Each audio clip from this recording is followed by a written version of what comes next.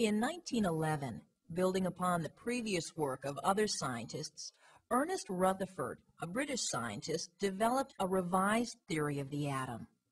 In one famous experiment, he fired a stream of positively charged particles at a thin sheet of gold foil. He observed that most of the positively charged particles passed right through the gold foil. He concluded that the particles in the gold foil contained a great deal of empty space, contradicting Thomson's ideas of a solid atom. And while most of the positively charged particles passed through the foil, some bounced directly backward. Knowing that positive charges repel each other, Rutherford concluded that atoms were made up of a small, dense, positively charged center, which repelled positively charged particles fired at it.